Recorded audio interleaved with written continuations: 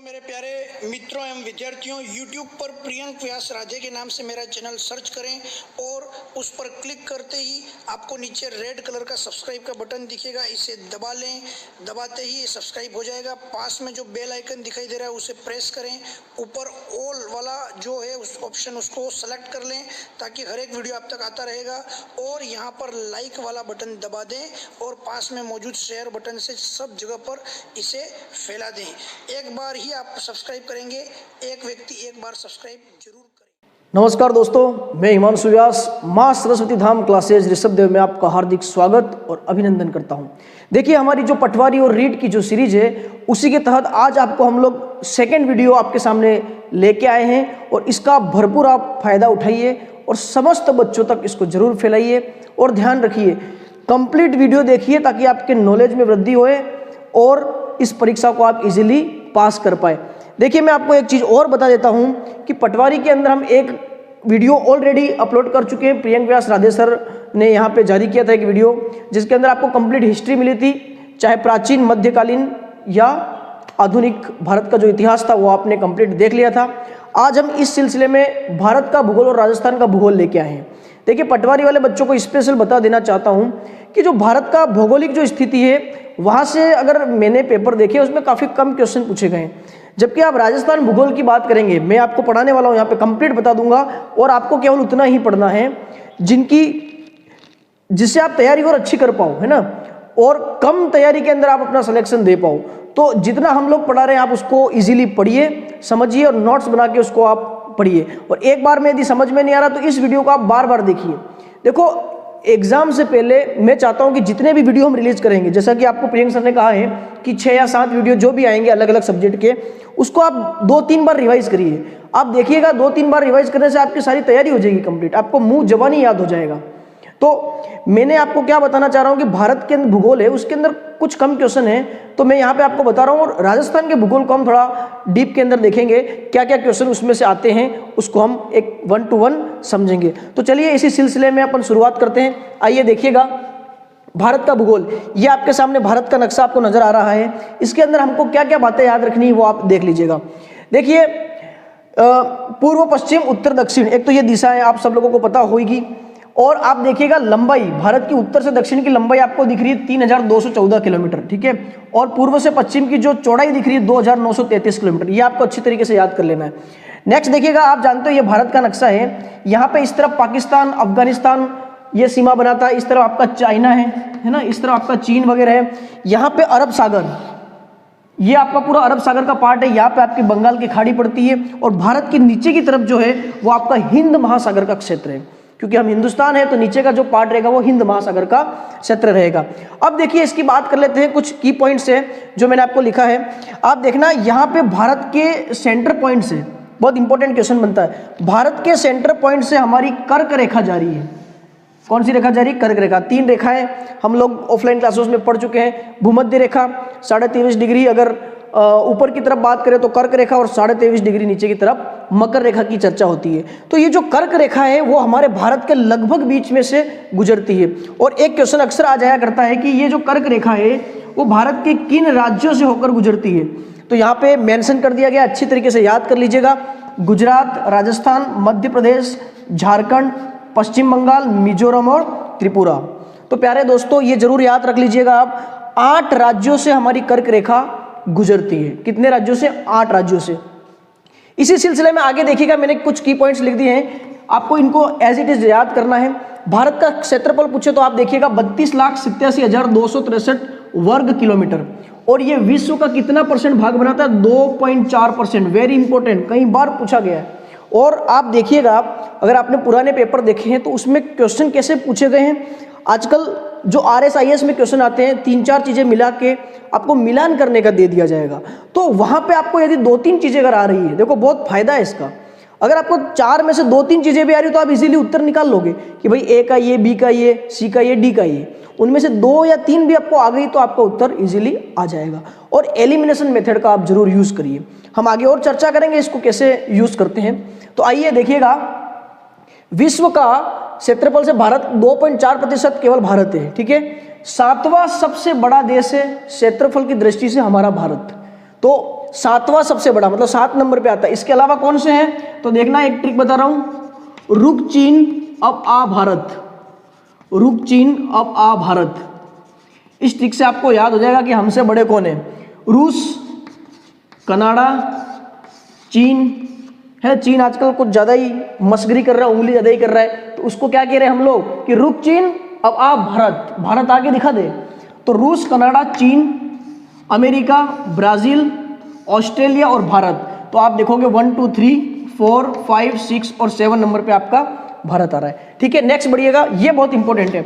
अक्षांशीय विस्तार, भारत का अगर अक्षांशीय विस्तार देखें तो 8 डिग्री 4 मिनट उत्तरी अक्षांश से 37 डिग्री 6 मिनट उत्तरी अक्षांश, सबको पता होना चाहिए। यहाँ पर हम देख लेते हैं मैप के अंदर, देखिएगा 8 डिग्री 4 मिनट उत्तरी अक्षांश से, है ना, 8 डिग्री 4 मिनट उत्तरी अक्षांश से 37 डिग्री 6 मिनट उत्तरी अक्षांश हमारा क्या है, अक्षांशीय विस्तार। और अक्षांश और देशांतर के बारे में हम आपको ऑफलाइन में कंप्लीट बता चुके हैं, फिर भी बताया था। जैसे ये हमारी पृथ्वी है ना, जो ये ऐसे चलती रेखाएं जो है वो आपकी देशांतर है, और जो यूं चल रही है उसको हम क्या बोलते हैं, अक्षांश रेखाएं।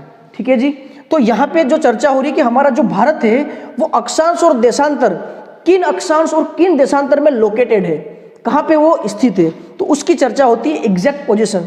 जैसे कि हम लोग कभी नेट पे नहीं सर्च करते हैं, जीपीएस मैप में भी कई बार देखते हैं कि भाई उसका लेटीट्यूड लॉन्गिट्यूड कितना है। लेटीट्यूड लॉन्गिट्यूड ये वही बात है ना। लेटी का मतलब क्या होता है, देखो ये लेटी हुई, लेटीट्यूड मतलब अक्षांश रेखाओं को बोलते हैं लेटीट्यूड, है ना। और लॉन्गिट्यूड का मतलब क्या हो गया, देशांतर। तो जो लॉन्ग है, याद करने का तरीका बताया आपको, जो लेटीट्यूड लेटा हुआ अक्षांश, लॉन्गिट्यूड लॉन्ग लंबा क्या हो गया, देशांतर। तो ऐसे आप याद कर सकते हैं। तो देखिएगा, अक्षांशीय विस्तार इंपॉर्टेंट बता दिया मैंने आपको। देशांतरीय विस्तार देखिए, 68 डिग्री 7 मिनट पूर्वी देशांतर से 97 डिग्री 25 मिनट पूर्वी देशांतर तक, इंपॉर्टेंट है। फिर देखिएगा, भारत का स्थानिक समय कितना माना गया है, 82.5 डिग्री पूर्वी देशांतर को माना गया है, जो हमारे यूपी, जो हमारा राज्य है वहाँ के इलाहाबाद जिले के मिर्जापुर से एग्जैक्ट खींचा गया है। फिर यहाँ पे कुछ सीमाएं हमको याद कर लेनी है कि भारत और चीन की जो सीमा रेखा है वो, उसको हम बोलते हैं, उस सीमा रेखा को बोलते हैं मैकमोहन रेखा। ठीक है, भारत और पाकिस्तान की जो सीमा रेखा है उसको हम बोलते हैं रेड क्लिफ ब्राउन। एक्चुअल में ये इनके जो वैज्ञानिक थे उन्होंने ही, इनको खोजने वालों ने इनका नाम दे रखा है मैकमोहन, रेड क्लिफ ब्राउन वगैरह। और भारत और अफगानिस्तान के बीच में जो रेखा है उसको बोलते हैं डुरंड रेखा। अक्सर कंफ्यूजन हो जाता है कि मैकमोहन कौन सी है ना, रेड क्लिफ ब्राउन कौन सी, डुरंड कौन सी। तो मैंने आपको कंप्लीट यहाँ पे बता दिया, आप इजीली याद कर लीजिएगा। देखो, भारत चीन इधर जो रेखा बनाएगा है ना, वो क्या कहलाएगी, मैकमोहन। ठीक है, और यहाँ पर जो पाकिस्तान के साथ माना गया वो कौन सी हो गई आपकी, रेड क्लिफ ब्राउन। और पाकिस्तान से इस तरफ हमारे अफगानिस्तान से भी सीमा रेखा बनाता है, वो हो जाएगी आपकी डुरंड। और एक लास्ट चीज और याद रखिएगा कि भारत की कुल स्थलीय सीमा कितनी है, 15,200 किलोमीटर। भारत की कुल स्थलीय सीमा अगर आपको पूछे तो 15,200 किलोमीटर। तो आप इसका स्क्रीनशॉट खींच लीजिए, नोट्स बना लीजिए। ये कंप्लीट मैप की सहायता से मैंने आपको बता दिया कि हमको क्या क्या चीज़ें याद रखनी है। चलिए आगे बढ़ते हैं। तो देखिए, आगे अपन देखते हैं, भारत की कुल तटीय रेखा की बात करें तो 7,516.6 किलोमीटर होता है। और आपको बता दूं कि भारत के 9 राज्य जो हैं वो तटीय रेखा सीमा बनाते हैं। देखो, यहाँ पर एक नक्शे के द्वारा आपको बताया गया कि कौन कौन से तट जो है, यानी कि जो हमारे बंगाल की खाड़ी और अरब सागर से जो टच में है, उसको हम एक प्रकार से क्या बोल देंगे, तटीय रेखा। तो देखना, जो बिल्कुल किनारे हैं, तट पे हैं, वो कौन कौन से हैं, और उनके नाम अक्सर एग्जाम के अंदर पूछे जा सकते हैं। कौन सा वहाँ का राज्य है वो आपको थोड़ा सा याद रखना है। मैं एक प्रयास किया है आपको समझाने के लिए। देखिए, ये सौराष्ट्र, गुजरात, ठीक है, यहाँ पे दमन दीव और गोवा। इसके बीच में यदि आप देखोगे तो आपको दिखेगा कोंकण तट, जो महाराष्ट्र और गोवा के बीच में आपको नजर आ रहा है। देखो, आपको एक ट्रिक भी बताया था मैं, गुजरात, महाराष्ट्र, गोवा, फिर यहाँ से आप एक शुरू करोगे KKT, देखिएगा KKT, कर्नाटक, केरल, तमिलनाडु। फिर से देखिएगा KKT, कर्नाटक, केरल, तमिलनाडु। और यहाँ पर आंध्र प्रदेश, और आंध्र प्रदेश से एक राज्य और अलग हुआ था, तेलंगाना, है ना। फिर ऊपर आ जाएगा आपका उड़ीसा और पश्चिम बंगाल वगैरह। तो यहाँ देखिएगा, ये कोंकण तट, ठीक है, यहाँ से लगा के यहाँ तक का जो आपका तट दिखाई देगा, इसकी सीमा को बोलते हैं कन्नड़। बहुत इजीली आपको याद भी हो जाएंगे, कोंकण, कन्नड़। और नेक्स्ट न्यू मैंगलोर से लगा के कोचीन तक जो है आपका केरल तक है, वो हो जाएगा मालाबार तट। तो देखिएगा, इनके जो तट है वो कौन से राज्यों में पड़ते हैं, ये आपको याद रखना है। ये महाराष्ट्र, गोवा में, कन्नड़ तट आपका कर्नाटक में पड़ रहा है। तो कोंकण, कन्नड़, मालाबार एक साथ याद कर लीजिए तीनों को, कोंकण, कन्नड़, मालाबार। ठीक है। और देखिएगा महाराष्ट्र, गोवा, कर्नाटक और ये केरल। फिर आगे देखिएगा, अच्छा यहाँ पे श्रीलंका और श्रीलंका के बीच के अंदर जो पूरी वाटर बॉडी है, जो पानी की एक पूरा बॉडी है, जो एक सेतु, यहाँ पे आप जानते हो राम सेतु भी यहाँ पर मौजूद है, जिसको हम अदन का पुल कहते हैं या पांग स्ट्रेट बोल सकते हैं। तो यहाँ पे ये जो पार्ट है इसको बोलते हैं बेटा मन्नार की खाड़ी। क्या बोलते हैं? मन्नार की खाड़ी, ठीक है। आगे देखिएगा कन्याकुमारी से लगाकर यहाँ तक ये जो पार्ट है इसको बोलते हैं कोरोमंडल तट। कोरोमंडल सीमेंट भी आता है ना, तो वहां से ही कोरोमंडल तट आप इजीली याद कर लीजिएगा, तमिलनाडु के अंदर है। और यहां से लगा के यहां तक ये विशाखापत्तनम के आसपास तक का जो एरिया कहलाता है वो उत्तरी सरकार तट। उत्तरी सरकार, मेरे सरकार आए हैं, ठीक है, गाना से भी आप याद कर सकते हो। तो उत्तरी सरकार तट आंध्र प्रदेश के अंदर आ रहा है। और फिर यहां से लगा के यहां तक का जो एरिया है, जो तट है, उसको बोलते हैं उत्कल मैदान तट, जो उड़ीसा के अंदर पड़ता है। तो कुल मिला के मेरा मकसद ये है कि ये जो सारे तट है आप उसको याद कर लीजिए, और साथ ही साथ ये कौन से राज्य में पड़ते हैं ये बहुत ज़्यादा इंपॉर्टेंट है, ठीक है। फिर हम चलते हैं चैनल। चैनल बहुत इंपॉर्टेंट है, इस बार यहाँ से क्वेश्चन आ सकता है, आपको अच्छी तरीके से याद करना है।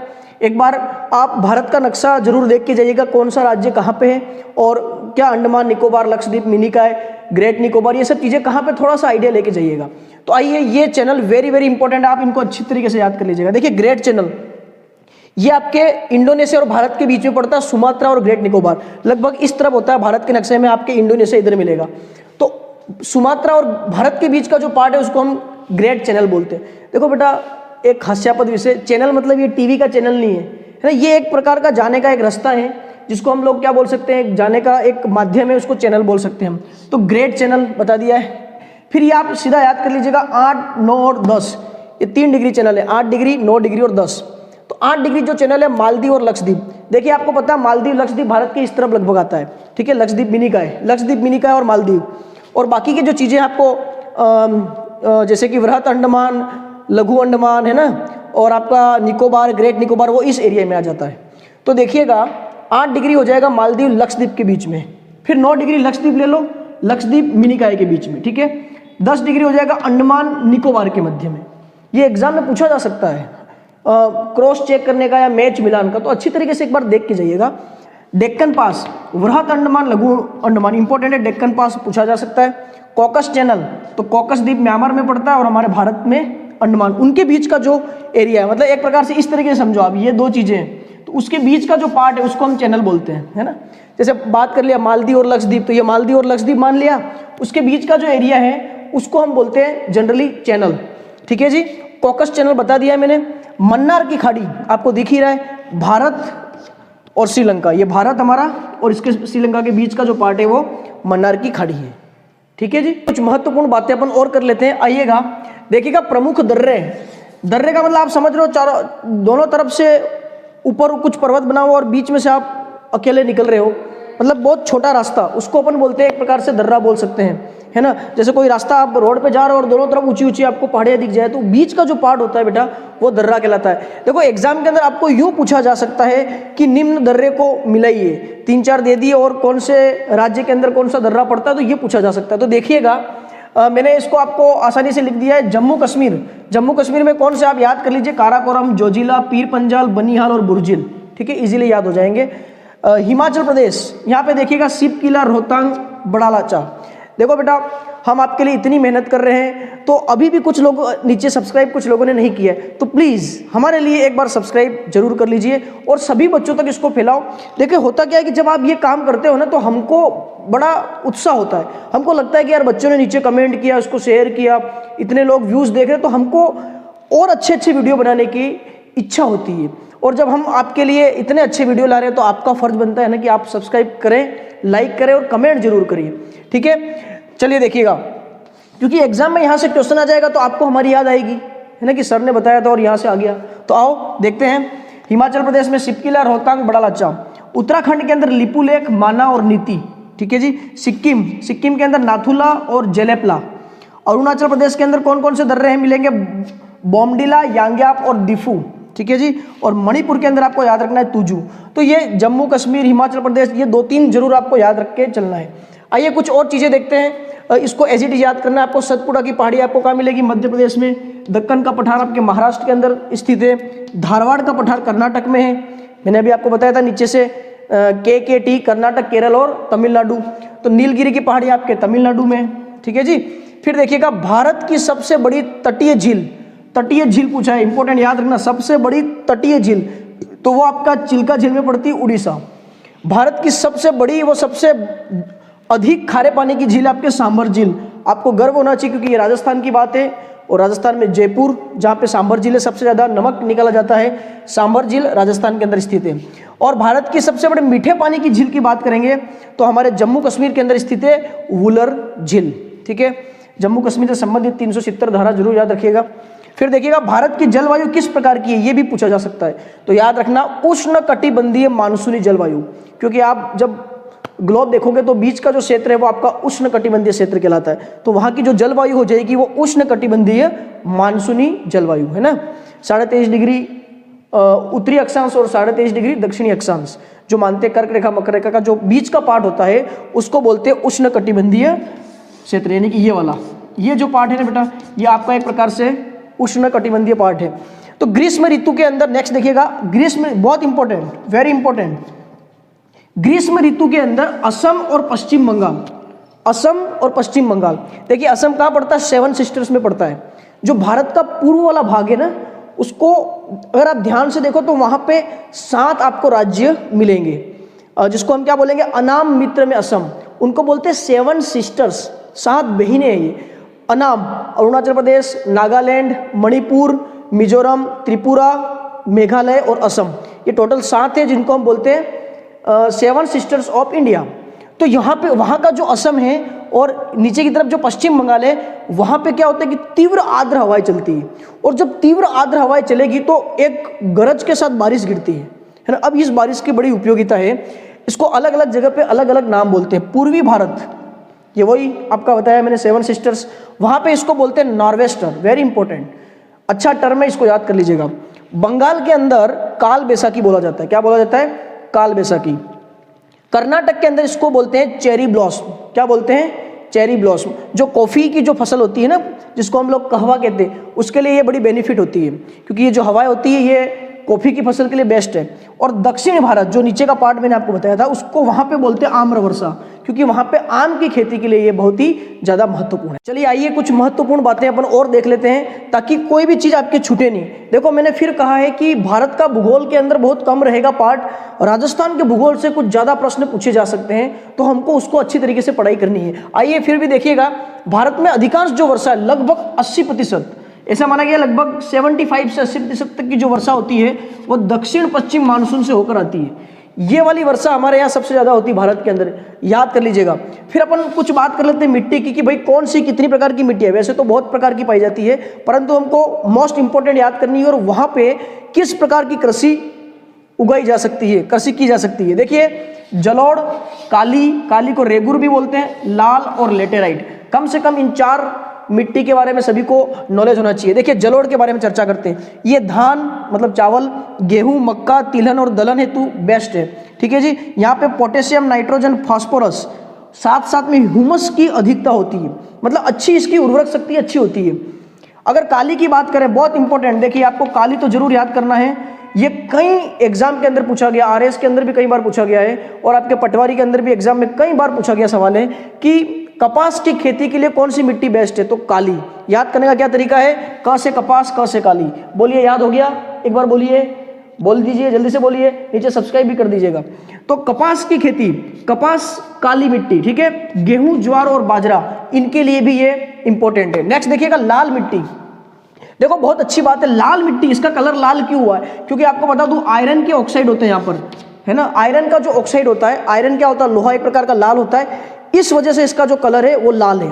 और साथ ही साथ इसकी जो प्रकृति होगी डेफिनेटली अम्लीय प्रकृति का होगा। साथ साथ में कपास, गेहूं, दालें, मोटे अनाज इसके लिए बेस्ट है। अब बिल्कुल भी कंफ्यूज मत होइएगा, अगर एग्जाम में पूछे कि कपास की खेती के लिए कौन सी मिट्टी बेस्ट, क्योंकि आप सोच रहे होंगे सर हवाबाजी कर रहे हैं, ये क्या दोनों तरफ सर ने लिख दिया है, लिख नहीं दिया। कपास के लिए लाल भी काम आती, परंतु कपास एग्जाम में पूछा जाए तो हमेशा याद रखना क से कपास और क से काली मिट्टी। क्लियर जी। नेक्स्ट देखिए लेटेराइट मिट्टी, ये भी इंपॉर्टेंट है, सीधा पूछा जा सकता है इस बार कि चाय की खेती के लिए कौन सी मिट्टी बेस्ट, लेटेराइट मिट्टी चाय की खेती के लिए बेस्ट है, ठीक है। और इसके अंदर आयरन और सिलिका बहुतायत में पाया जाता है, ठीक है जी। आइए कुछ चीजें देखते हैं कृषि के बारे में। देखो एक मैंने एक व्रत के आधार पे आपको समझाने का प्रयास किया है कि हमारे जो भारत की बात करें तो भारत में जो 50% पार्ट है वहाँ पे 51% यहाँ पे कृषि की जाती है। 51% मतलब आधे से ज़्यादा। 4% का जो भाग है वो चारागाह के लिए है। 21% पर वन मिलेंगे आपको और 24% आपके बंजर भूमि है, यानी कि वहाँ पर किसी भी प्रकार का कोई यूज़ नहीं किया जा रहा है। एक इंपॉर्टेंट क्वेश्चन अक्सर आ जाया करता है कि हरित क्रांति। देखिए हरित क्रांति वैसे गेहूं और चावल दोनों के लिए थी, परंतु ज़्यादा जो फायदा हुआ है वो गेहूं को फायदा हुआ है ना, ज़्यादा फायदा हरित क्रांति से गेहूं को फायदा हुआ है। और ये जो क्रांति है बेटा वो 1967-68 ईस्वी के अंदर लाई गई थी। और इम्पोर्टेंट बात, हरित क्रांति को भारत में लाने का श्रेय किसको जाता है, कई बार क्वेश्चन एग्जाम में पूछा गया है। सीधा याद कर लीजिए doctor MS Swaminathan, doctor MS Swaminathan. चलिए आगे बढ़ते हैं। चलिए दोस्तों ये लास्ट स्लाइड लेंगे, इसके बाद अपन राजस्थान के भूगोल के अंदर आ जाएंगे जहां से क्वेश्चन आने की संभावना बहुत ज़्यादा है। तो आइए लास्ट स्लाइड को कंप्लीट करते हैं। देखिए नदियों के बारे में कुछ इंपॉर्टेंट बातें देख लेते हैं कि भारत का सबसे ऊंचा बांध अगर पूछा जाए तो भाखड़ा नांगल बांध है पंजाब के अंदर। लेकिन अगर आपको पूछे कि भारत का सबसे लंबा बांध है, देखो ये ऊंचा और ये लंबा पूछा जा रहा है, तो ऊंचा पंजाब, ठीक है, ऊंचा आपका पंजाब याद कर लेना। और सबसे लंबा पूछे तो हीराकुंड बांध पे है, नदी पे है, महानदी पर स्थित है। कई बार पूछ लेता है आजकल, क्योंकि अयोध्या बहुत चर्चा में है, क्योंकि अयोध्या में अपने राम मंदिर बनने को लेकर आप जान रहे हो अभी करंट न्यूज़ में बहुत ज़्यादा चल रहा है। और ये जो अयोध्या है ये बेटा सरयू नदी के तट पर है, ठीक है, इसको जरूर याद रखना। कलकत्ता के नदी के पास में कौन है, हुगली। हुगली मतलब बिल्कुल नाती नहीं, हुगली वो हुगली नहीं है यहाँ पे। कलकत्ता मतलब भावार्थ समझना, जो नदी का नाम है वो हुगली है, ठीक है, आप हुगली हुगली मत समझना इसको। मार्ग बदलने के लिए कुख्यात, देखो विख्यात तो हो ही नहीं सकती है, कुख्यात क्यों लिखा है, क्योंकि मार्ग बदलने के लिए, यानी कि एक भाई सीधा सीधा जा रहा है और आपने मार्ग चेंज कर लिया तो आप पटरी से भटक जाओगे और फिर कुछ न कुछ इधर से हंगा हेड कुछ न कुछ लोचा लड़पाटा करोगे। तो उस लोचा लपाटे के लिए इसका नाम रखा गया। मार्ग बदलने के लिए कुख्यात कौन सी नदी है, याद कर लीजिएगा, कोसी नदी। इसको बिहार और झारखंड का शोक बोलते हैं, इसलिए बोलते हैं शोक। देखो शोक का मतलब क्या है, एक प्रकार से किसी की मृत्यु होने पर दुख जताना, बिल्कुल। तो बिहार झारखंड का शोक इसलिए कहते हैं क्योंकि ये नदी जब अपना मार्ग चेंज कर लेती है, अगर ऐसे आ रही है और फिर इसने चेंज कर लिया तो बेचारे यहाँ बिहार और झारखंड वालों के यहाँ पे क्या हो जाएगी, बाढ़ आ जाएगी। तो डेफिनेटली बात है, उनकी खेती, उनका जनजीवन सारा अस्त व्यस्त और प्रभावित हो जाएगा, इसलिए इसको कुख्यात बोला गया है और बिहार और झारखंड का शोक बोला गया है। नेक्स्ट देखिए बंगाल का शोक, बहुत इंपॉर्टेंट है। बिहार झारखंड का शोक तो कोसी नदी और बंगाल का शोक दामोदर नदी को बोला जाता है। और याद रखना दामोदर नदी को कोल रिवर या कोयला नदी बोलते हैं, क्योंकि यहाँ पे कोयला का उत्पादन बहुत ज़्यादा हो रहा है, इसलिए हम बोलते हैं इसको कोल नदी। भारत की सबसे बड़ी लार्जेस्ट पूछे तो कौन सी नदी है, ब्रह्मपुत्र नदी लार्जेस्ट। और दक्षिण भारत की गंगा या बूढ़ी गंगा किसे कहते हैं, गोदावरी नदी को, ठीक है जी। आइए इसके बाद देख लेते हैं नेशनल हाईवेज, बहुत इंपॉर्टेंट है। नेशनल हाईवे 1 से लगा के हम 8 तक देख लेते हैं। नेशनल हाईवे 1 जो है वो दिल्ली और पाकिस्तान की सीमा तक जाता है। 2 आपका दिल्ली और कोलकाता के बीच में, ठीक है। 3 जो है आगरा और मुंबई, देखो इसको ऐसे याद करना, आगरा से मुंबई है, फिर मुंबई को यहाँ ले लीजिए, मुंबई से चेन्नई, ठीक है। फिर इन दोनों को भी ऐसे याद कर लिए, मुंबई चेन्नई, कोलकाता चेन्नई, ठीक है। इस प्रकार से आप याद करने का प्रयास कीजिए। 5 हो गया। 6 जो है आपका कोलकाता यहाँ पे आ रहा है, तो कोलकाता से मुंबई। अब आप इन दोनों को भी एक साथ याद कर सकते हैं, 5, 6, कोलकाता चेन्नई, कोलकाता मुंबई, ठीक है जी। नेशनल हाईवे 7 वाराणसी से कन्याकुमारी, वाराणसी से कन्याकुमारी ठेठ नीचे साउथ तक। देखिए यहाँ पे मैंने स्टार इसलिए लगा रखा है क्योंकि ये सबसे लंबा नेशनल हाईवे है, सबसे लंबा, ठीक है जी। और नेशनल हाईवे 8 जो हमारा, जैसे अभी हम यहाँ कैसरा जी से पढ़ा रहे हैं, तो ये जो हाईवे जा रहा है ये एक्चुअल में कहाँ से, दिल्ली से मुंबई तक है और वाया जयपुर से होते हुए। तो दिल्ली, जयपुर और मुंबई का जो हाईवे है, नेशनल हाईवे है, वो नेशनल हाईवे 8 के नाम से फेमस है, ठीक है। और सबसे छोटा अगर आपको पूछे नेशनल हाईवे कौन सा, तो 47A, ठीक है, ये मात्र 6 किलोमीटर का, ओनली 6 किलोमीटर का। और एक इंपॉर्टेंट बात याद रखना, ये जो नेशनल हाईवे 1 और 2 है, इसको अपन बोलते हैं GT road, grand truck road बोलते हैं। क्या बोलते हैं, ग्रांड ट्रक रोड। और एक चीज मैं आपको और बता देना चाहता हूं, एक स्वर्णिम चतुर्भुज योजना है, स्वर्णिम चतुर्भुज योजना है। देखिएगा ये बहुत इंपॉर्टेंट सवाल बन जाता है। स्वर्णिम चतुर्भुज योजना, इसके अंदर 4 बड़े महानगर लिए गए हैं, ठीक है। इसको याद करने का तरीका DMCK, स्वर्णिम चतुर्भुज योजना के अंदर 4 बड़े महानगर जिनकी जनसंख्या ज्यादा है, तो दिल्ली, मुंबई, चेन्नई और कोलकाता, कौन कौन से हो जाएंगे, दिल्ली, मुंबई, चेन्नई और कोलकाता। तो प्यारे बच्चों, इसके साथ अपने भारत का भूगोल के जो भी महत्वपूर्ण चीज़ें थी उसका कंप्लीट सार मैंने आपको यहाँ पे प्रस्तुत कर दिया है। अब हमको जो ज़्यादा फोकस करना है वो राजस्थान के भूगोल पे करना है, उसकी एक एक चीज़ को बारीकी से देखना है और जितना मैं बता रहा हूँ उसको आप जरूर याद करिएगा। चलिए अब राजस्थान भूगोल की तरफ बढ़ते हैं। आइए दोस्तों, राजस्थान के भूगोल में हमने प्रवेश कर लिया है। क्योंकि हमारा राज्य राजस्थान है तो उसका एक बार मैप की सहायता से हम समझने का प्रयास करते हैं, जैसे हमने भारत को समझा था।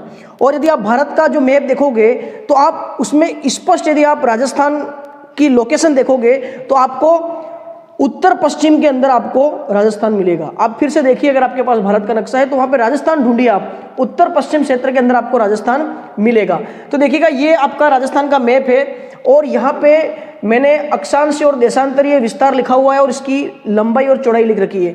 देखिए, यदि आप पूर्व से पश्चिम अगर इसको देखोगे तो 869 किलोमीटर है ये, और उत्तर से दक्षिण तक देखोगे तो 826 किलोमीटर इसकी लंबाई है। ये लंबाई हो गई और ये आपकी क्या हो गई, चौड़ाई हो गई। और इसका अक्षांश विस्तार आप देखिए, अक्षांश विस्तार देखिए 23.5 डिग्री उत्तरी अक्षांश, ये देख लीजिए 23.5 डिग्री उत्तरी अक्षांश से लगाकर 30 डिग्री 12 मिनट उत्तरी अक्षांश। अब ये उत्तरी अक्षांश पूर्वी देशांतर अपन क्यों बोलते हैं, ये आपको ऑफलाइन क्लासेस में हमने पढ़ा रखा है। फिलहाल आप ये देखिएगा कि हमको क्या याद करना है। अक्षांश स्थिति 23.5 डिग्री उत्तरी अक्षांश से 30 डिग्री 12 मिनट उत्तरी अक्षांश तक, ठीक है, ये वाला।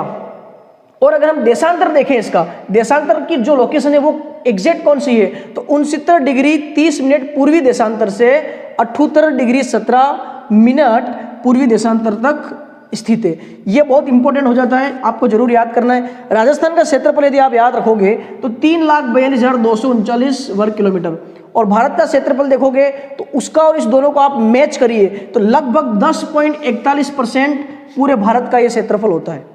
जितना भारत का क्षेत्रफल है उसमें राजस्थान जो है वो 10.41% काउंट होता है।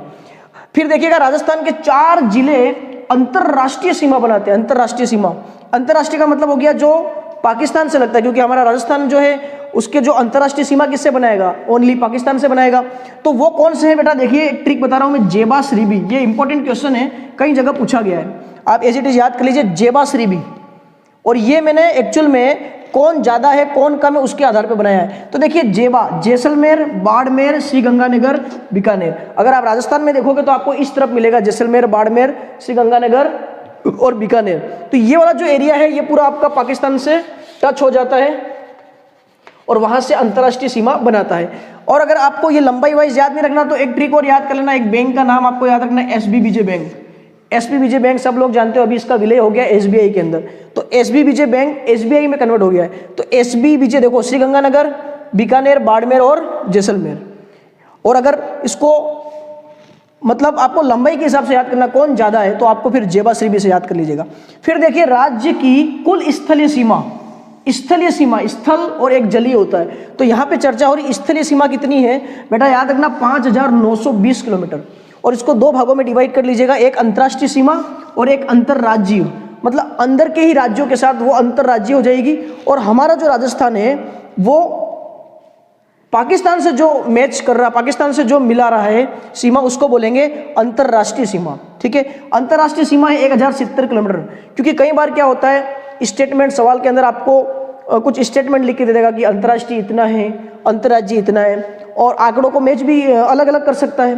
तो आपको स्पष्ट होना चाहिए कि 5,920 किलोमीटर स्थलीय है, जिसमें 1070 अंतर्राष्ट्रीय है और 4,850 अंतर्राज्यीय सीमा है, ठीक है जी। तो देखो, अंतर्राष्ट्रीय इधर होता है 1070 किलोमीटर। और अगर अंतर्राज्य की बात करूं तो मैं आपको इस मैप की सहायता से बता देना चाहता हूं। देखिए, यहाँ पे पंजाब से बनाएगा, ठीक है, पंजाब, फिर हरियाणा आ जाएगा, ठीक है, फिर आपका यूपी आ जाएगा, फिर यहाँ पर आपका एमपी आ जाएगा, सबसे ज्यादा देखो एमपी, और यहाँ पे आपका लगभग गुजरात आ जाएगा। तो यहाँ पे ये जो है, ये वाला जो है वो हमारे अंतर्राज्य सीमा बनाता है, क्योंकि यह वाला पार्ट आप खुद देखना मैप के अंदर भारत के अंदर ही आ रहा है ना। आप मैप में देखोगे, यदि भारत के मैप में देखोगे तो यहाँ पे हमारा एग्जैक्ट राजस्थान लोकेटेड है। तो यहाँ का जो एरिया है वो कहाँ हुआ, भारत में आया, और इधर का जो एरिया है वो कहाँ आया, आपके अंतर्राष्ट्रीय सीमा के अंदर आया, पाकिस्तान के साथ। तो यहाँ पे किस किस के अंदर, तो पंजाब, हरियाणा, यूपी, एमपी और गुजरात। तो यहाँ पर भी आपको ध्यान रखना है कि कौन सा क्वेश्चन इंपॉर्टेंट बन सकता है। आपसे पूछ लेगा कि अंतर्राज्यीय सीमा में भारत किस राज्य से सबसे लंबी स्थलीय सीमा साझा करता है। तो आप खुद देख लीजिए, लगभग 1600 किलोमीटर करता है एमपी के साथ में, और पंजाब के साथ सबसे कम करता है 89 किलोमीटर। ठीक है, तो ये क्वेश्चन भी बहुत इंपॉर्टेंट है। चलिए शुरू करते हैं बच्चों। अगर अभी तक आपने सब्सक्राइब नहीं किया है तो फिर से कह रहा हूं, इतनी मेहनत कर रहे हैं आप लोगों के लिए, ताकि और अगर आपको अच्छे वीडियो चाहिए तो प्लीज़ सब्सक्राइब कर दीजिए। नीचे कमेंट जरूर कर लीजिएगा कि आपको ये वीडियो कैसा लगा, कैसा आपका नॉलेज बढ़ रहा है, और जितने भी अपने फ्रेंड सर्कल है उन तक आप इसको जरूर पहुंचा दीजिए। आइए नेक्स्ट देखिएगा, सर्वाधिक जिलों से सीमा बनाने वाला अगर जिला पूछे तो इंपॉर्टेंट क्वेश्चन है पाली। 8 जिलों से सीमा बनाता है, ये कई बार पूछा गया है, आरएस में भी पूछा गया है। फिर देखिए कुछ टर्म है, सीधा सीधा आ जाता है। एक होता है लाठी सीरीज, ये आपके जैसलमेर में मिलेगा। एक्चुअली में देखिए सीरीज मतलब एक श्रृंखला, यानी कि ये जो एक सीरीज है ये एक्चुअल में एक भूगर्भित सेल, मतलब जमीन के अंदर जो सेल जमा हो जाती है उसके फलस्वरूप बना है, और मीठे जल भंडार के लिए फेमस होता है। यहाँ पे आपको चांदन नलकूप मिलेगा, ट्यूबवेल जिसको बोलते हो आप, नलकूप, चांदन नलकूप है, वेरी इंपॉर्टेंट है, जिसको थार का घड़ा भी कहते हैं। और ये जो लाठी सीरीज क्षेत्र है ये सेवन घास के लिए बड़ा फेमस है, और आपको बता दूं ये सेवन घास के अंदर बहुत हाई मात्रा में प्रोटीन पाया जाता है। इंपॉर्टेंट चीजें याद कर लीजिएगा। नेक्स्ट देखिएगा समगांव, ये फिर से जैसलमेर है, लाठी सीरीज में जैसलमेर, समगांव भी जैसलमेर में है। यहाँ पे किसी भी प्रकार की कोई वनस्पति नहीं है, पूर्णतः वनस्पति रहित क्षेत्र है जो टीले और धोरों के लिए प्रसिद्ध है। आप कभी जैसलमेर गए होंगे तो आपने देखा होगा कि एक मिट्टी की चादर चलती है, तो जो मिट्टी की चादर जो ऊपर का पार्ट होता है उसको टीला बोलते हैं, है ना, और जो 2 टीले के बीच का पार्ट होता है उसको धोरा बोलते हैं। तो याद रखिए जैसलमेर के अंदर है। सेम समस्या यहाँ पर लिखा है IGNP, इंदिरा गांधी नहर परियोजना, जो हमारे हनुमानगढ़ जिले से नीचे की तरफ जो आती है, वहाँ पे क्या होता है, जब ये अतिरिक्त पानी निकालती है तो वहाँ से कुछ रिसाव हो रहा है पानी का, वो रिसाव होके एक जगह पे इकट्ठा हो रहा है। तो वहाँ की जो भूमि होगी बेटा वो कैसी बन जाएगी, दलदली भूमि, और जब दलदली भूमि बन जाएगी तो अंदर के जितनी भी सारियता है वो ऊपर आ जाएगी, है ना, मिट्टी के ऊपर आ जाएगी, और जो पूरी भूमि है वो सारियता युक्त हो जाएगी, है ना। तो यहाँ पर जो उसकी उर्वरक शक्ति है बेटा वो बहुत कम हो जाती है, और इससे संबंधित जो ग्रसित गांव है उसका नाम है बांडूपोल, हनुमानगढ़ के अंदर। ये जो गांव है ये सेम समस्या से ज़्यादा प्रभावित है, ग्रसित है, और इसका यूज़ करने के लिए, मतलब इसको मिटाने के लिए, क्योंकि सारी मिट्टी इतनी अच्छी नहीं होती है, तो हमको क्या करना पड़ेगा, जिप्सम मिलाना पड़ेगा। ये क्वेश्चन भी आपको ध्यान रखना है, जिप्सम का यूज़ करते हैं। फिर देखिएगा एक शेखावटी बेसिन आता है। शेखावटी जो क्षेत्र है आपको याद रखना है, चूझूसी, चुरूस, झुंझुनू और सीकर। झुंझुनू को अहिरवाटी बोलते हैं, अहिर लोग ज्यादा है। सीकर के अंदर तोरावाटी, क्योंकि वहां पे तवर वंश का राज्यकाल था, तो तोरावाटी। ये भी बहुत इंपॉर्टेंट क्वेश्चन है। देखिए जो शेखावटी बेसिन है बेटा, शेखावटी क्षेत्र के जो कच्चे कुएं होंगे उनको तो बोलते हैं जोहड़। और आपको पता होगा कि राजेंद्र जी जो हैं वहाँ के, जो अलवर के राजेंद्र जी हैं, वहाँ पे उन्होंने इस जोहड़ संरक्षण के लिए कार्यक्रम भी शुरू किया है, जिनको हम क्या बोलते हैं, जोहड़ वाले बाबा। किसको बोलते हैं, राजेंद्र जी को। ठीक है, याद रख लीजिएगा, अलवर के हैं वैसे ये, लेकिन यहाँ पर इन्होंने ये कार्यक्रम चलाया है। तो शेखावटी के जो कच्चे कुएं हैं उसको तो बोलेंगे जोहड़, और शेखावटी के जो पक्के कुएं उसको बोलते बेटा नाड़ा बोलते।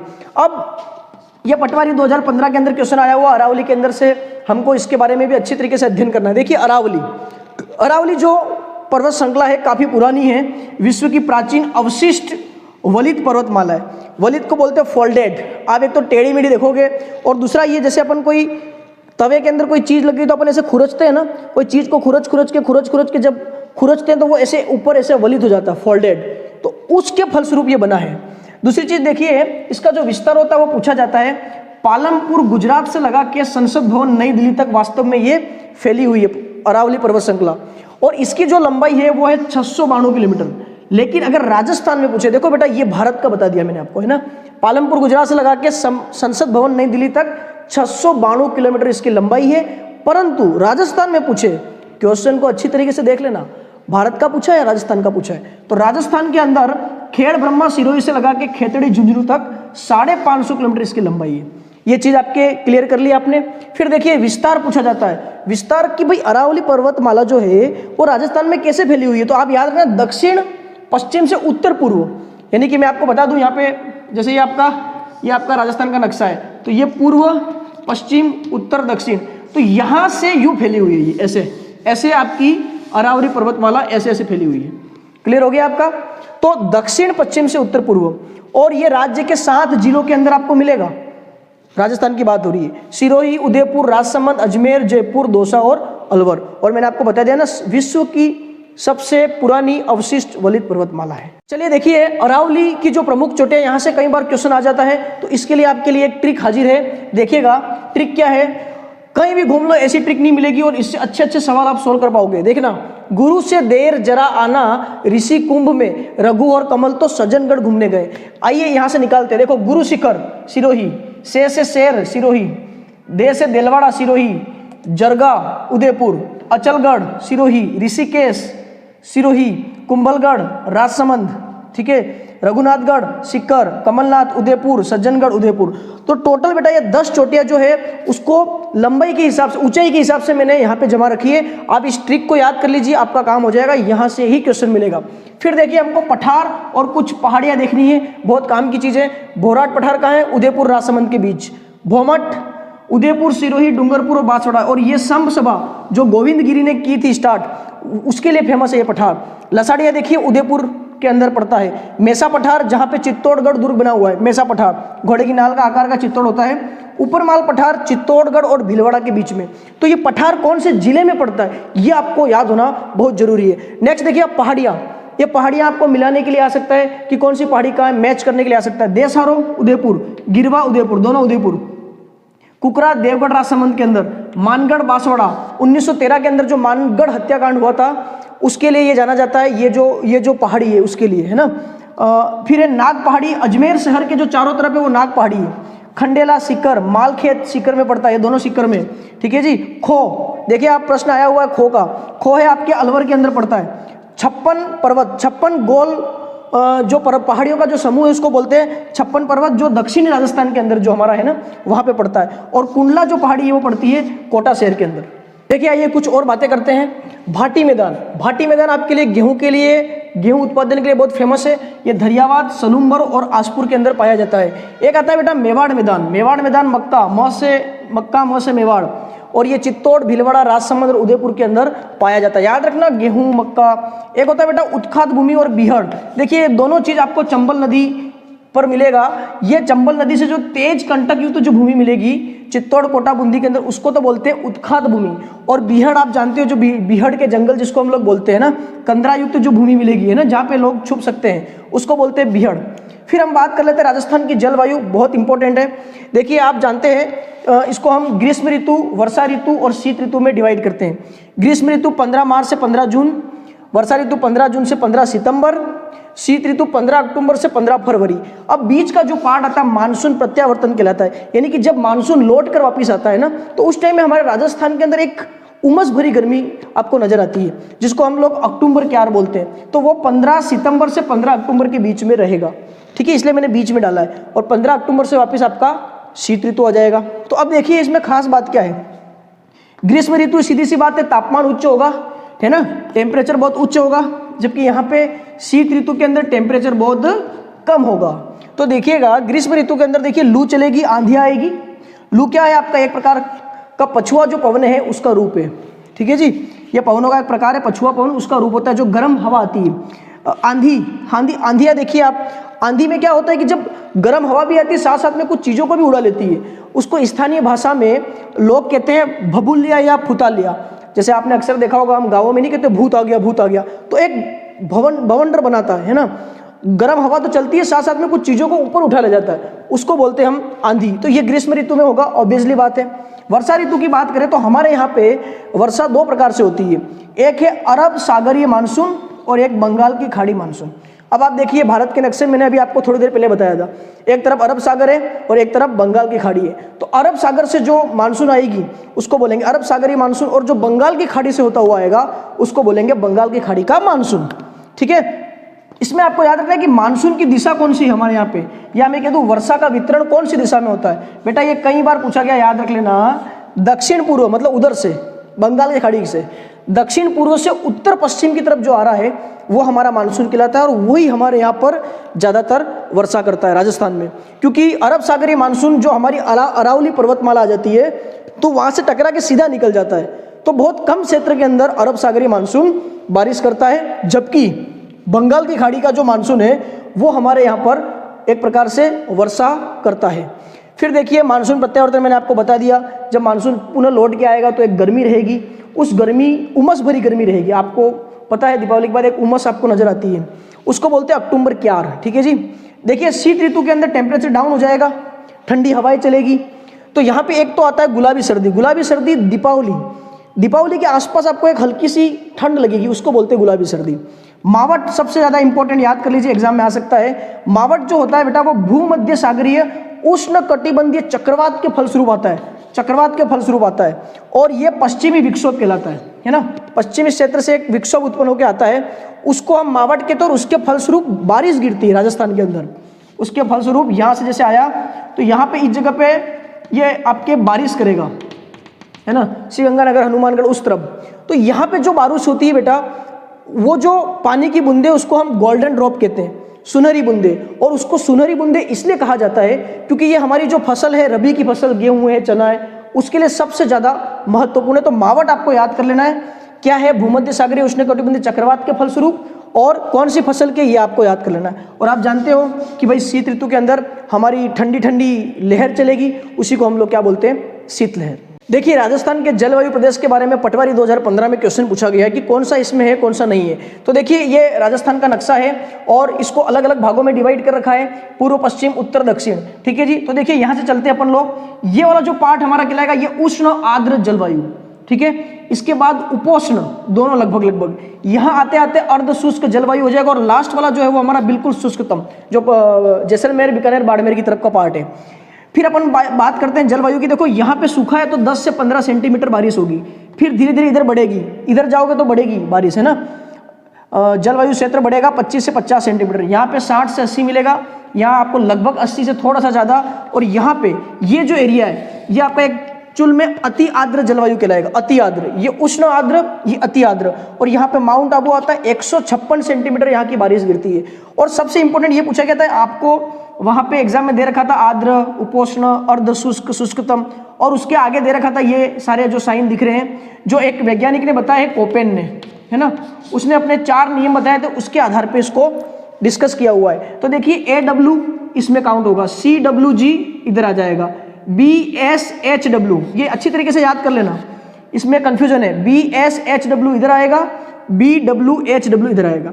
ये सब उसकी सुष्णुता, वहाँ पे टेम्परेचर कितना, उसके आधार पे कोपेन ने बताया था। तो बेटा ये आप स्क्रीनशॉट खींच लिए, अच्छी तरीके से नोट्स बना लीजिए, यहाँ से जरूर क्वेश्चन आता है। फिर एक और क्वेश्चन पूछा गया था, उसके बारे में चर्चा कर लेते हैं। त्रिवेणी संगम, ये हमको अच्छी तरीके से याद करना। 4 त्रिवेणी संगम को आप बखूबी याद कर लीजिए, एग्जाम में आया हुआ सवाल है, इस बार फिर से घुमा के दे सकता है। देखिए बिगोद भीलवाड़ा, उसको आपको ट्रिक याद करना है, BBM। बेटा BBM एक कोर्स होता है, ठीक है, उससे याद करना है आपको, बैचलर इन बिजनेस मैनेजमेंट। तो BBM, बी से बनास, बेड़च और मेनाल, BBM। ठीक है जी। नेक्स्ट देखिए रामेश्वरम घाट जो है सवाई माधोपुर में पड़ता है, इसके लिए भी आपको कोर्स याद करना पड़ेगा, BSc। 12वीं की बात करते हैं ना, BBM, BSc। तो BSc बैचलर इन साइंस। तो बनास, सीप और चंबल, ये आपका 3 नदियां का जो त्रिवेणी संगम है वो रामेश्वरम में है। बेणेश्वर सब लोग जानते हैं, सो जा माही, ट्रिक बता रहा हूं मैं आपको, देखिए हमारी ट्रिक, सो जा माही, बेणेश्वर जाके सो जा माही। तो सोम जाखम माही, सोम जाखम माही। और फाइनल एक और आपको याद करना, राजमहल। देखिए इसके लिए मैंने एक ट्रिक बनाई है, बन्ना डाई खा। कुछ लोग थोड़ा सा डाई खाने का बड़ा शौक रखते हैं ना, डाई मारते हैं उल्टा, तो हम बोल रहे बन्ना, ए बन्ना डाई माँ, ए बन्ना डाई खा। तो याद करिए, बन्ना, बनास, डाई और खारी। ठीक है, 4 त्रिवेणी संगम अच्छी तरीके से याद कर लीजिए। आइए कुछ नदियों के उपनाम देखते हैं जहां से क्वेश्चन बन सकता है। लूनी नदी का नाम है अंतसलीला। जोजरी, जोधपुर की लाइफलाइन, जोधपुर की जीवन रेखा, जो से जोधपुर, जो से जोजरी, इजीली याद हो जाना चाहिए। माही सबको पता है, वागड़, वागड़ की गंगा, वागड़ की गंगा या स्वर्ण रेखा बोलते हैं। जाखम, आदिवासियों की जीवन रेखा, लाइफलाइन। नेक्स्ट चंबल, बहुत इंपॉर्टेंट है, कामधेनु, चरमनवती या नित्यवाही उसको बोलते हैं। बनास, बनास बहुत इंपॉर्टेंट, स्टार लगा रहा हूं। वन की आशा, वन की आशा, वर्णाशा, बनास याद हो जाएगा। बाण गंगा, अर्जुन की गंगा। घग्गर, घग्गर, मृत नदी, नाली, हकरा या लुप्त सरस्वती। ठीक है, ये घग्गर नदी जो पाकिस्तान में का जो एक क्षेत्र है हकरा, वहां जाके ये लुप्त हो जाती है ना, इसलिए हकरा बोलते हैं। पाकिस्तान में इसको हकरा बोलते हैं, घग्गर नदी को। ठीक है जी। कांकने को बोलते हैं मसूरदी, क्या बोलते हैं, मसूरदी। चलिए स्टूडेंट्स, आगे की तरफ चर्चा करते हैं, परंतु एक महत्वपूर्ण जानकारी आपको फिर से दे देता हूं। वीडियो के डिस्क्रिप्शन में आप देखिएगा पटवारी से संबंधित सारे वीडियो आपको नीचे मिल जाएंगे। आप 1 बाय 1 करके सारे नीचे नाम लिखे हुए हैं, उनको आप जरूर देख लीजिए। लगभग 18 वीडियो हैं और इस चैनल को अभी तक आपने सब्सक्राइब नहीं किया है तो कर दीजिए। और प्लीज़ जितने भी बच्चे देख रहे हैं कम से कम कमेंट जरूर करिए, ताकि हमको अच्छा लगेगा, हम आपके लिए और अच्छे अच्छे वीडियो लाएंगे। दूसरी इंपॉर्टेंट बात, मेरा भी एक चैनल है हिमांशु व्यास नाम से, उसको भी आप सब्सक्राइब कर लीजिए। चलिए आगे की तरफ चर्चा करते हैं।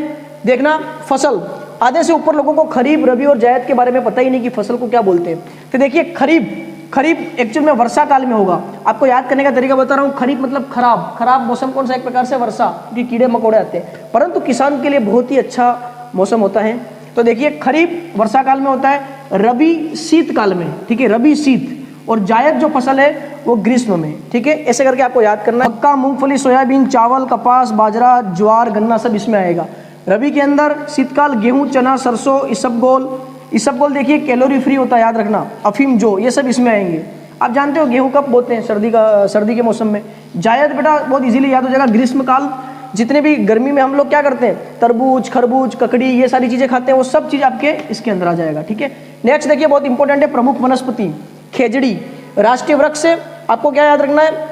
क्या वृक्ष है, कौन सा है? राज्य वृक्ष है या राष्ट्रीय वृक्ष है, वो याद रखना है। साथ ही साथ आपको क्या याद रखना है? उसका बॉटनिकल नेम, ये इसका बॉटनिकल नेम है, बॉटनिकल नेम। वानस्पतिक नाम जरूर याद रखना, पूछा जा सकता है। खेजड़ी राष्ट्रीय वृक्ष, ठीक है। प्रोसोपिस सिंड्रेरिया इसका नाम है।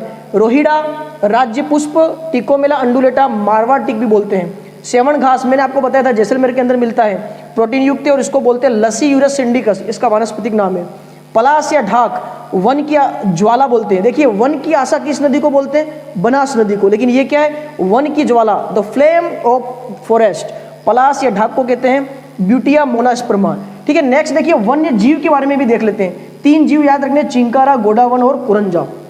चिंकारा राज की पशु है, इसका आपका जूलॉजिकल नेम, वो बॉटनिकल नेम है, और ये आपका जूलॉजिकल नेम हो जाएगा, गजेला कहते हैं। गोडावन राजकीय पक्षी है, हम लोग जानते हैं। क्रायोटिस नाइग्रिप्स इसका जूलॉजिकल नेम है। और देखिए, गोडावन को द ग्रेट इंडियन बस्टर्ड बोलते हैं, ग्रेट इंडियन बस्टर्ड, इंपॉर्टेंट, याद कर लीजिएगा। कुरंजा, ये जोधपुर का एक क्षेत्र है, खिंचन, वहाँ पर पाया जाता है, और हमारी पुरानी संस्कृति से संबंधित ये आपका वन्य जीव है, और इसको बोलते हैं डेमोजियल क्रेन। हाँ, एक चीज़ और आपको बताना भूल गया, इसको आप करेक्शन कर लीजिएगा। खेजड़ी जो है वो राज्य वृक्ष है, ठीक है। ये बाई फॉल्ट मैंने राष्ट्रीय लिख दिया था। खेजड़ी राज्य वृक्ष से 1983 के अंदर इसको घोषित किया गया। और राष्ट्रीय पेड़ अगर पूछा जाए तो बरगद है, ठीक है। राष्ट्रीय पेड़ पूछा जाए तो बरगद है, रिमेंबर इट। आइए बच्चों, फिर से एक इंपॉर्टेंट चीज देखते हैं। वन के बारे में प्रशासनिक और भौगोलिक वर्गीकरण देखते हैं। देखिए, वन के बारे में बता देता हूं मैं आपको, मैंने एक चार्ट के माध्यम से समझाने का प्रयास किया है। सुरक्षित वन, रक्षित या आरक्षित, और एक होते हैं अवर्गीकृत या खुले वन। देखिए, सबसे ज्यादा पार्ट है सुरक्षित वन का, यानी कि ये सर्वाधिक मिलेंगे आपको उदयपुर में। और इसकी खास बात क्या है कि यहाँ पर आप सरकारी अनुमति से इसका यूज कर सकते हो, इन वनों का, ठीक है जी। 32% जो है वो रक्षित है, रिजर्व है, आरक्षित है, जो सर्वाधिक सवाई माधोपुर, एसएम लिखा है मैंने। और यहाँ पे मानवीय हस्तक्षेप पूर्णतः प्रतिबंध है, यहाँ पे कोई भी व्यक्ति जा नहीं सकता, कंप्लीटली रेस्ट्रिक्टेड है। और 12% जो है वो आपका अवर्गीकृत या खुले वन है, जो रिकॉर्ड में या तो बिल्कुल भी नहीं है, और ये सर्वाधिक पाए जाएंगे बीकानेर में। ये प्रशासनिक था। अब भौगोलिक देखिएगा, ये मैंने राजस्थान का नक्शा बता दिया है, और हमने इसके बारे में जलवायु में पढ़ा था कि यहाँ की जलवायु 10 से 15 सेंटीमीटर, ये 25 से 50 सेंटीमीटर, ये 60 से 80 सेंटीमीटर, ये 80 सेंटीमीटर से ऊपर, और ये लगभग 156 सेंटीमीटर। तो इनके आधार पर वनों को बांटा गया है। देखिए, ये जो पार्ट कहलाता है इसको बोलते हैं शुष्क वन, ठीक है। यहाँ पे कौन कौन सी घास होती है मैंने आपको लिख दिया, देख लीजिए। सेवण, धामण, करंज, लेमड़, नागफनी, ग्वारफटा। फिर आप देखिए, धीरे धीरे इधर जब बढ़ोगे आप, इधर से इधर बढ़ोगे तो बारिश बढ़ती जाएगी, मौसम अच्छा होता जाएगा। देखिए, ये हो जाएगा अर्ध शुष्क। यहाँ खेजड़ी, रोहिड़ा, बबूल, केर, खेर, सुबबूल सारे यहाँ पे मिलेंगे आपको। इनका ये जो जलवायु का मध्य में जो बीच का टाइप है, कितना सेंटीमीटर यहाँ पर पाई जाती है, इसको आप जरूर याद कर लीजिएगा। नेक्स्ट, ये जो पार्ट है जो अरावली का मैंने आपको बताया था, ये उपोष्ण मानसूनी पतझड़ी वन कहलाता है ना। यहाँ पे पलास, आम, तेंदू, महुआ और नीम आपको ज़्यादातर मिलेंगे। ये वाला जो पार्ट है मैंने आपको बताया था, माउंट आबू का जो एरिया है, इसको बोलते हैं पर्वतीय सदाबहार वन। 156 सेंटीमीटर लगभग यहाँ पर वर्षा होती है। शीशम, सालर, बरगद, बांस, SSBB याद कर लीजिएगा। फिर थोड़ा इधर चलेंगे तो ये जो एरिया है, जो दक्षिण पूर्वी एरिया उष्ण आर्द्र सबसे ज्यादा अर्ध सदाबहार वन बोलते हैं। 80 सेंटीमीटर यहाँ की वर्षा है। उष्ण आर्द्र जलवायु भी कहते हैं। ये बेटा देखिए दो प्रकार से, एक तो धोकड़ा प्रधान और एक सागवान प्रधान। तो धोकड़ा प्रधान का जो इधर का एरिया वहाँ पे धोकड़ा वृक्ष पाया जाता है, जो आपका करौली, झालावाड़, बारा, सवाई माधोपुर उस एरिया में, और जो बांसवाड़ा, डूंगरपुर, प्रतापगढ़ ये जो एरिया है यहाँ पर सागवान की अधिकता पाई जाती है। विद्यार्थियों, आज का जो हमारा ज्योग्राफी है भारत और राजस्थान का, ये जो राजस्थान का हम पढ़ रहे थे, आज की लास्ट स्लाइड ले रहा हूँ मैं, ठीक है जी। अभी भी जिसने सब्सक्राइब नहीं किया प्लीज़ सब्सक्राइब कर दीजिए। आपके कमेंट, लाइक, शेयर ही हमें प्रोत्साहित करता रहेगा। ऐसे ही वीडियो हम आपकी तैयारी घर बैठे करवा देंगे। बस शर्त यही है कि आप सब जगह तक फैलाएं, क्योंकि पिछला वीडियो को बहुत प्यार मिला था, काफ़ी सब्सक्राइब भी मिले, कमेंट भी मिले। इसी प्रकार से इस वीडियो को भी आप सब जगह फैला दीजिए ताकि जो ज़रूरतमंद बच्चे हैं उन तक ये पहुंच पाए। और हम इतनी मेहनत कर रहे हैं, निःशुल्क पढ़ा रहे हैं आपको, तो आपका फ़र्ज बनता है कि आप कमेंट, शेयर, लाइक, सब्सक्राइब जरूर करें। तो देखिए हम बात कर रहे हैं राष्ट्रीय उद्यान और अभ्यारण्य। ये जो हमारे वन्य जीव है, जो पशु पक्षी है, जो जंतु, उनकी सुरक्षा के लिए ये बनाए गए हैं। राष्ट्रीय उद्यान देखिए रणथंभौर सवाई माधोपुर में पड़ता है, एक बाघ परियोजना है। केवलादेव घाना पक्षी विहार आपके भरतपुर में पड़ता है, ये पक्षियों की स्वर्ग भूमि कहलाती है और इसका संबंध डॉक्टर सलीम अली से है। मैं आपको बता दूं, इनको पक्षी वैज्ञानिक बोलते हैं, डॉक्टर सलीम अली, सब लोग याद कर लीजिएगा। इनका संबंध केवलादेव से है। और यहाँ पर एक जालीनुमा घास मिलती है जिसको बोलते हैं एचू घास, एचू घास, ठीक है जी। नेक्स्ट देखिए Mukundra Hills National Park Kota Jhalawar में पड़ेगा। हीरामनी तोता और बाघ परियोजना के लिए ये फेमस है। और एक और देख लीजिए आप, जो राष्ट्रीय नेशनल पार्क है कुंभलगढ़ अरावली नेशनल पार्क, ये राजसमंद, पाली, अजमेर, उदयपुर के अंदर पड़ेगा। भेड़ियों की शरण स्त्री और पैंथर परियोजना यहाँ पर संचालित है, पैंथर परियोजना, वेरी इंपॉर्टेंट। नेक्स्ट आ जाइए आप, अभ्यारण्य की बात करते हैं तो इंपॉर्टेंट अभ्यारण्य के बारे में हमको चर्चा करनी है जहाँ से क्वेश्चन अक्सर पूछा जाता है। देखिए सुंधा माता वन्य जीव अभ्यारण्य, ये पड़ता है जालोर, पाली, सिरोही। देखिए इससे संबंधित जितने भी वीडियो आपको डिस्क्रिप्शन में मिल जाएंगे, आप उसको चेक कर लीजिए और उनको भी आप पढ़ लीजिए ताकि जो भी शेष पार्ट बचा है वो आपका कंप्लीट हो जाए। तो देखिएगा सुंधा माता आपका पड़ता है जालोर, पाली, सिरोही में। ये राज्य का सबसे बड़ा है, ध्यान रखना, सबसे बड़ा अभ्यारण्य है और भालू के संरक्षण के लिए बड़ा फेमस है। नेक्स्ट देखिए राष्ट्रीय मरु उद्यान, वेरी इंपॉर्टेंट, जैसलमेर, बाड़मेर। और ये क्वेश्चन कई बार आ गया, पीवड़ा सांप के लिए प्रसिद्ध है। एक जहरीला सांप है पीवड़ा, जो आपके जैसलमेर की तरफ मिलता है, और गोडावन के लिए भी यह अभ्यारण्य प्रसिद्ध है। नेक्स्ट है राष्ट्रीय चंबल। देखिए राष्ट्रीय चंबल घड़ियाल अभ्यारण्य, ये यूपी, एमपी और राजस्थान तीनों की संयुक्त परियोजना है। जो आपके घड़ियाल और एक जो राष्ट्रीय जलीय जीव है हमारा डॉल्फिन, जिसको हम गंगे या शिशुमार भी कहते हैं, उसके लिए यह अभ्यारण्य फेमस है। नेक्स्ट आता है सीता माता, इंपॉर्टेंट है, चित्तौड़ के अंदर पड़ता है सीता माता, चित्तौड़गढ़, और ये चित्तल और उड़न गिलहरी के लिए प्रसिद्ध है, ठीक है जी। नेक्स्ट देखिए सज्जनगढ़, ये सबसे राज्य का सबसे बड़ा है और सज्जनगढ़ राज्य का सबसे छोटा वन्य जीव अभ्यारण्य है, जो हमारा उदयपुर के अंदर पड़ता है। सज्जन सिंह जी ने इनका निर्माण कराया था। देखिए नेक्स्ट केला देवी, केला देवी, क से केला देवी, क से करौली, ठीक है। और धोकड़ा वृक्ष के लिए बड़ा फेमस है, धोकड़ा वृक्ष के लिए। और ताल छापर के बारे में आप खुद जानते हो कि कई बार एग्जाम में पूछा गया। ताल छापर चूरू में पड़ता है और ये चिंकारा, काले हिरण के लिए प्रसिद्ध है। तो प्यारे विद्यार्थियों, आज का जो ये सेशन था बहुत ही इंपॉर्टेंट और महत्वपूर्ण था। सारी चीज़ें हमने एक ही वीडियो में, लगभग 1 घंटे के वीडियो में समाहित करने का प्रयास किया है। बस आप इस वीडियो को 2 से 3 बार देखेंगे एग्जाम से पहले, मैं दावा करता हूँ आपको सारी चीज़ें याद हो जाएगी और यहाँ से बहुत से क्वेश्चन आपके एग्जाम में मिलेंगे। और कहीं ना कहीं कई क्वेश्चन तो आपको प्रत्यक्ष मिल जाएंगे और कई क्वेश्चन आपको अप्रत्यक्ष रूप से आपको याद दिलाएंगे कि नहीं यार इसका उत्तर ये होता है। क्योंकि आप जानते हो कि पटवारी के अंदर जो एग्जाम में सवाल पूछे जाएंगे वो 3-4 आपको स्टेटमेंट दे रखेंगे और मैच करने वाला ज़्यादा पूछा जाएगा। तो वहाँ पर ये जो मटेरियल है आपकी बहुत हेल्प करेगा। और रीट के जितने भी अभ्यर्थी हैं उनके लिए भी, जो एसएस के विद्यार्थी हैं उनके लिए बहुत बेनिफिट वीडियो है। आप देखिए, रिवाइज कीजिए और अधिक से अधिक बच्चों तक आप फैलाइए, क्योंकि बच्चों हम आप लोगों के लिए मेहनत कर रहे हैं। मैं अभी और वादा किया है, प्रियंक व्यास राधे सर ने आपके लिए जो एक अच्छा हिस्ट्री का वीडियो दिया था, उन्होंने भी वादा किया था कि हम आपके लिए 6 से 7 वीडियो लाएंगे जिसमें सारा लगभग 90% कोर्स आपका कंप्लीट करवाएंगे। लेकिन शर्त यही है कि आप जितना इस वीडियो को आगे फैलाओगे, हमारा उत्साह बढ़ाओगे, हमको प्रोत्साहन मिलता रहेगा, हम डेफिनेटली जरूर लाते रहेंगे। चलिए, आज का कंप्लीट वीडियो हो चुका है ज्योग्राफी का। तब तक सभी को धन्यवाद। वंदे मातरम, भारत माता की जय, इनकलाब जिंदाबाद।